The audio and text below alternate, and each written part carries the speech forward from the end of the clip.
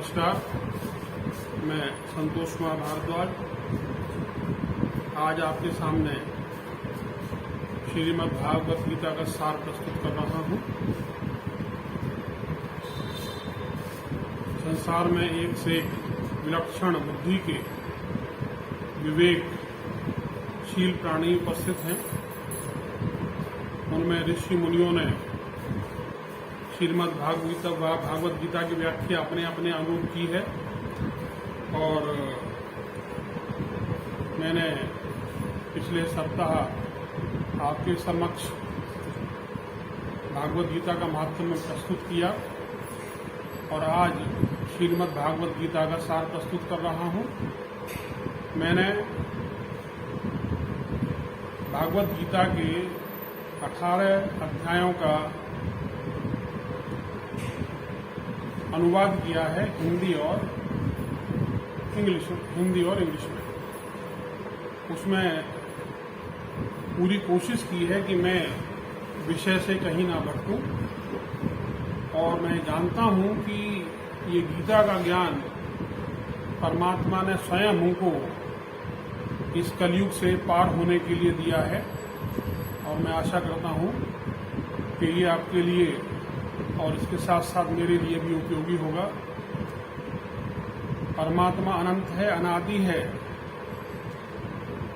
वो शरीर ग्रहण कर सकता है, साकार भी है, निराकार भी है, अति सूक्ष्म भी है, सूक्ष्मतम भी है और विशालतम भी है।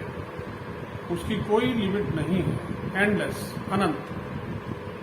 वो अनादि है, सनातन है। मैंने अपने ब्लॉग में संतोषीपाठशाला.blogspot.com में इस अनुवाद को प्रस्तुत किया है। आज मैं आपको बहुत ही संक्षेप में इसका वर्णन कर रहा हूं। जब अर्जुन महाभारत के युद्ध के लिए खड़े हुए तो वो देखने लगे कि इस विशाल जन समूह का नाश हो जाएगा, ये सब मर जाएंगे, कोई भी प्राणी इनमें जीवित नहीं होगा। तो परमात्मा ने, जो कि स्वयं परब्रह्म परमेश्वर हैं,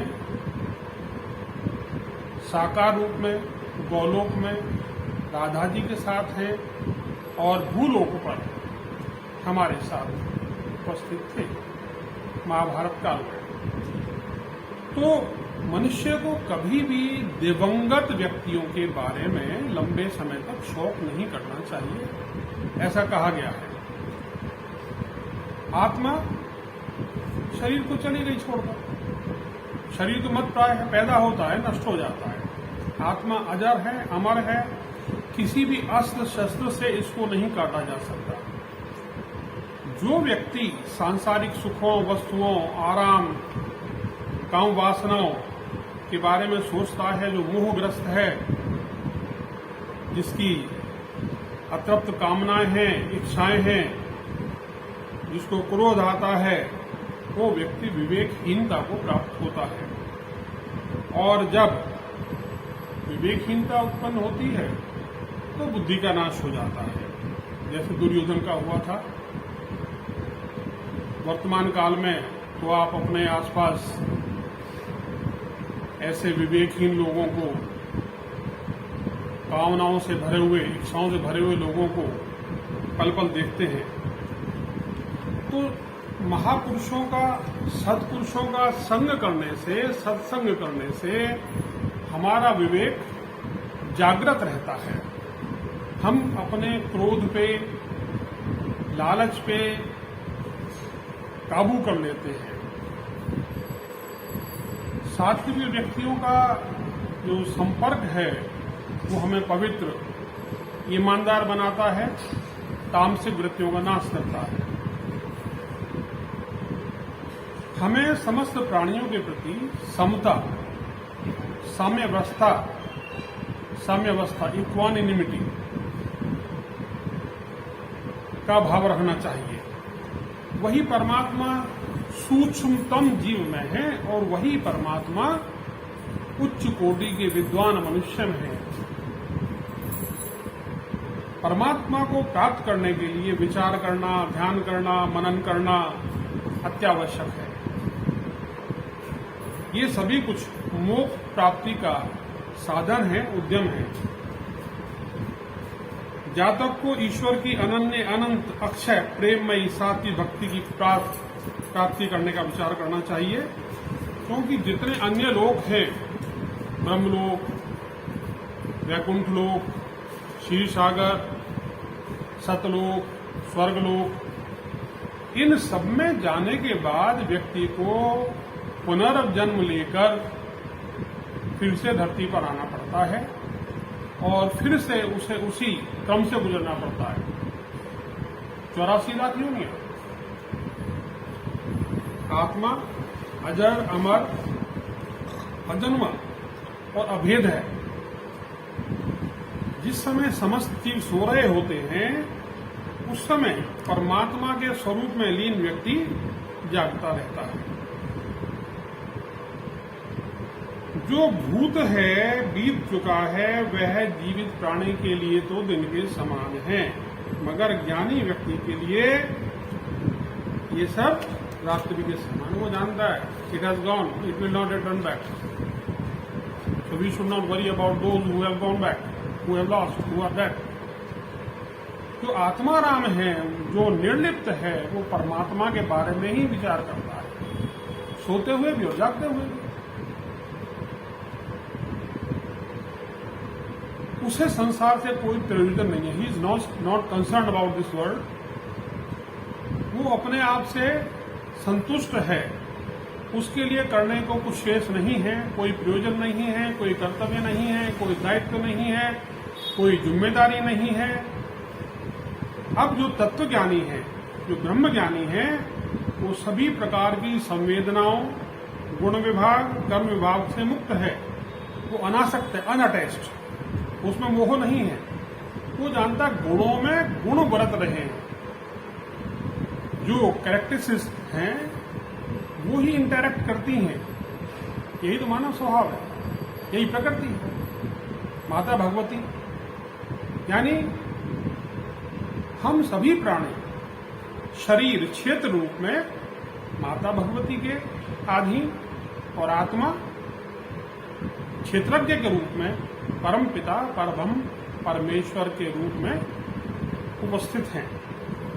जो ज्ञानी व्यक्ति है, जिसने समझ लिया ये द एनलाइटेंड, वो ज्ञान के माध्यम से पापों का नाश करके अनासक्ति प्राप्त करके अपने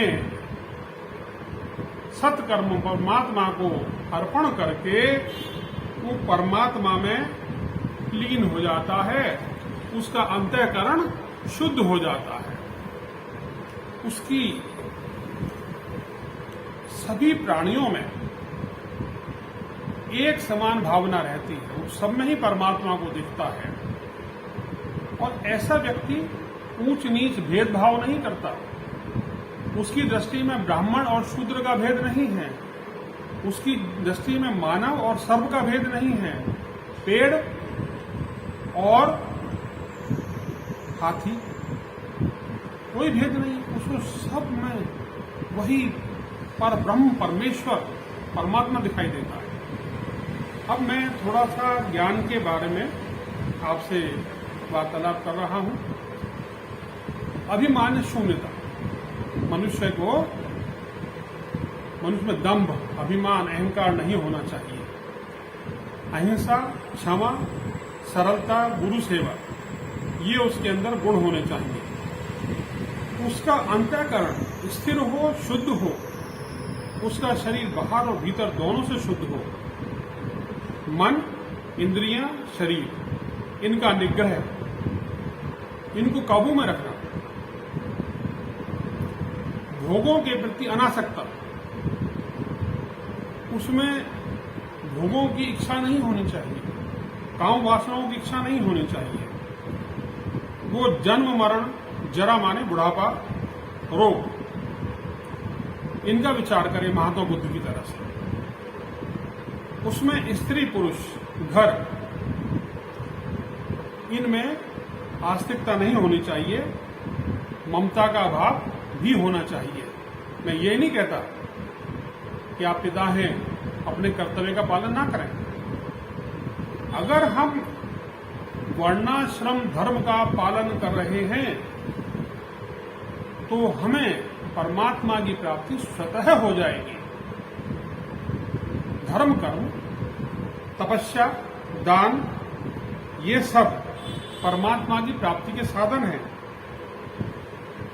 प्रिय अप्रिय, लाइक्स डिसलाइक्स, हर्ष शोक,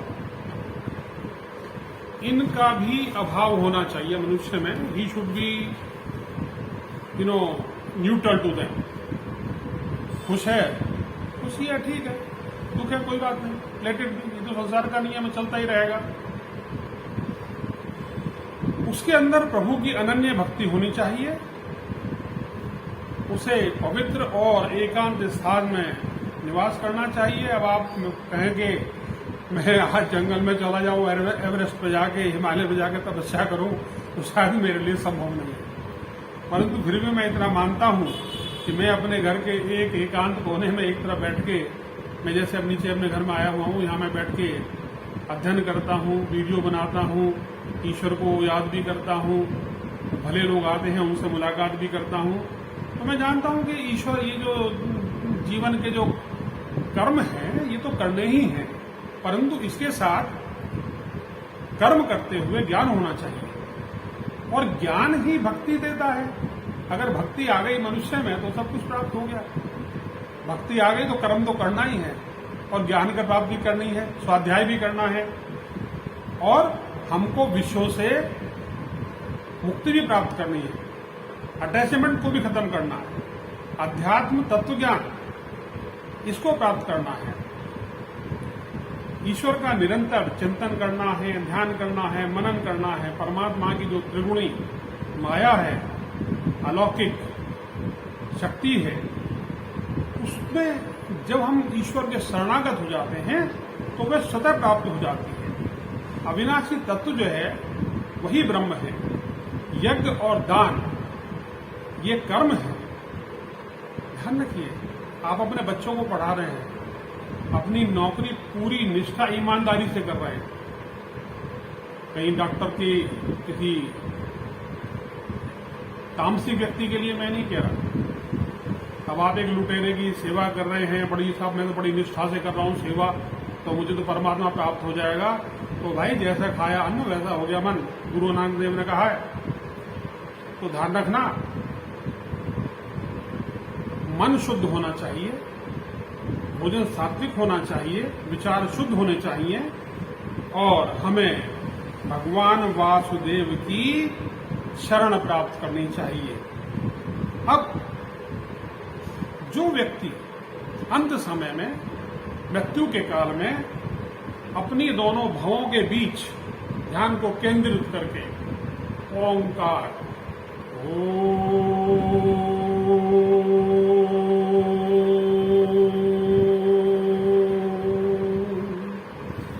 का जप करता है, वो निश्चित रूप से परमात्मा को प्राप्त कर लेता है। जो व्यक्ति मृत्यु काल में परमात्मा का स्मरण करता है वो भी परमात्मा को प्राप्त कर लेता है।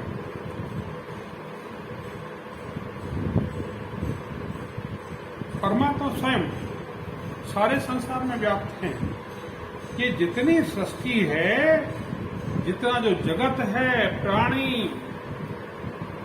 जीवित निर्जीव, इन सभी में परमात्मा विराजमान है। वही सत्य है, वही एकमात्र सत्य है। उसको सूक्ष्म बुद्धि द्वारा, ध्यान द्वारा बड़े आराम से समझा जा सकता है। तो आगे बताया गया है कि मान अपमान, पहले भी मैंने अभी कहा, मित्र शत्रु, इनमें समाव भाव रखना, त्रिगुण, ये जो प्रकृति है त्रिगुणमयी है, इसमें हमें सात्विक गुण में मन लगाना है। अब राजा जनक राजसिक हम मानेंगे कर्म को, मगर इसके बावजूद वो संसार से मुक्त थे। सुखदेव जी महाराज संसार से मुक्त थे। तो हमें ऐसे महान आत्माओं का अनुगमन करना चाहिए। शरीर क्षेत्र है, यानी त्रिगुण इस शरीर के माध्यम से ही क्रिया करते हैं, और क्षेत्रज्ञ आत्मा, शरीरकार और आत्मा ड्राइवर। Got it. इसमें पंच तत्व, महाभूत, आकाश, वायु, तेज, जल, पृथ्वी समावेश है इन सबका। अहंकार, बुद्धि,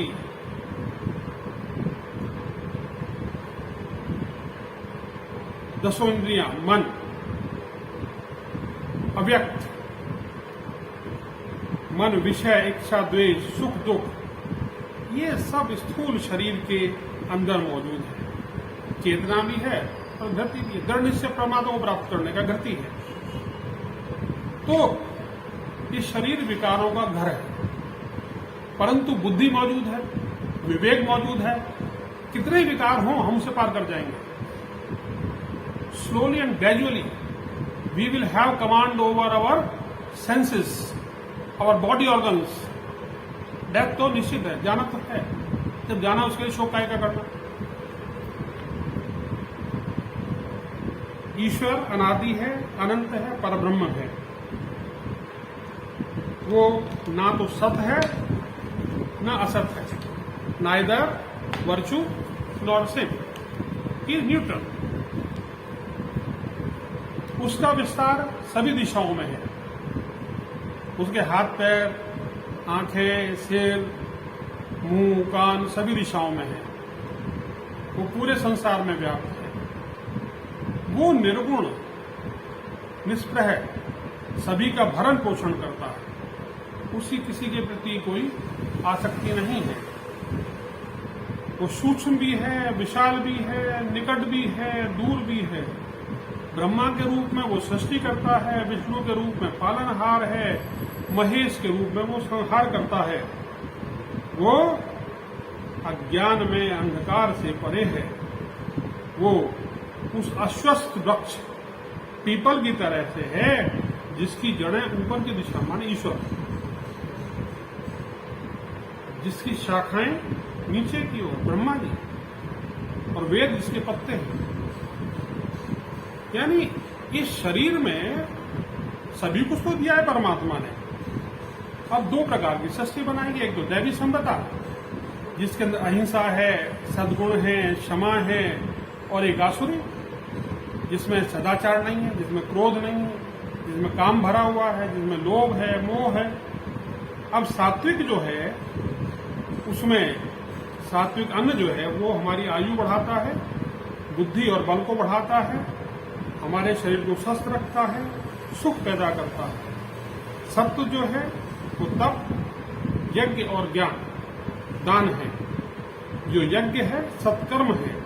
जो तप है वो श्रद्धा, सत्य, वचन, स्वाध्याय, बुद्धि और चित्त, मौन, मनोनिग्रह, कामनाओं को न रखना है। दान केवल सुपात्र को करना चाहिए। आजकल आप देख रहे हैं विदेशों से खरबों रुपया हमारे देश में आता है और वो प्राणियों के नाश में लगा दिया जाता है।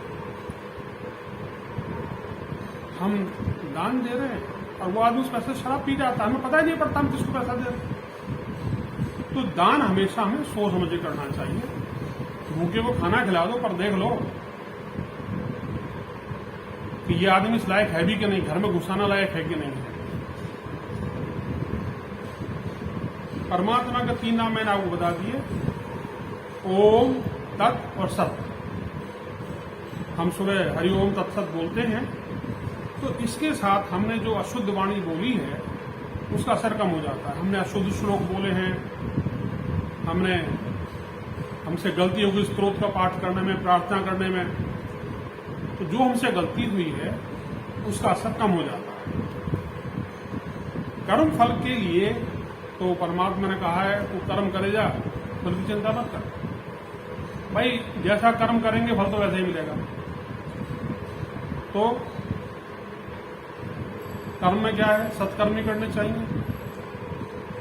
त्याग, कामनाओं का त्याग करना चाहिए। अब कर्म के 5 करण बताए हैं, अधिष्ठान, कर्ता, भिन्न भिन्न करण, चेष्टाएं और दैव। यहाँ दैवी इच्छा बहुत महत्वपूर्ण है। परमात्मा की इच्छा बुद्धि है, बुद्धि के माध्यम से हमें क्या करना है क्या नहीं करना है समझना चाहिए। धृति, हमें परमात्मा की प्राप्ति का दृढ़ निश्चय करना चाहिए। सुख, जो चीज जिस कार्य का अंत सुख कारक हो वो सुख है और हमें मानना चाहिए। जो हुआ अच्छा हुआ, जो बीत गया उसका पश्चाताप करो मत, और भविष्य की उतनी चिंता करो जितनी आवश्यक है।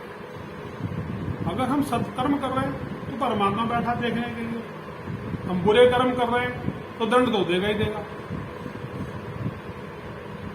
कोई नहीं बचता इससे, कोई नहीं बचा, ना कोई बचेगा। अब मैं अगर मेरे बोलने में कहने में कुछ चूक हुई हो तो मैं आपसे क्षमा चाहूंगा। हमारे बड़े भाई हैं जोशी जी, उन्होंने पिछली बार कुछ पॉइंट आउट किया था तो मैं उनसे भी क्षमा चाहूंगा। कहना चाहूंगा कि कभी कभी बोलने में मुंह से जो शब्द निकलते हैं वो कभी कभी अस्पष्ट होते हैं। हम कहते कुछ है, समझा कुछ और जाता है। हम अपनी बुद्धि शुद्ध रखें, हंस की तरह से मोती को चुन लें, अशुद्धि को छोड़ दें। अगर हमने अच्छाइयों को ग्रहण कर लिया तो हमारा कल्याण हो गया। तो मैं आपसे प्रार्थना करता हूं कि मैंने आपसे जो भी कुछ बोला है आप उसके अंदर सद्भावना पूर्वक अच्छी बातों को ग्रहण करें। आपका कल्याण निश्चित है। अगर आपका कल्याण होगा तो मेरा भी कल्याण होगा। अगर आपका उद्धार होगा तो ईश्वर मेरा भी उद्धार कर देगा। ईश्वर आपका कल्याण करे। नमस्कार, फिर मिलेंगे।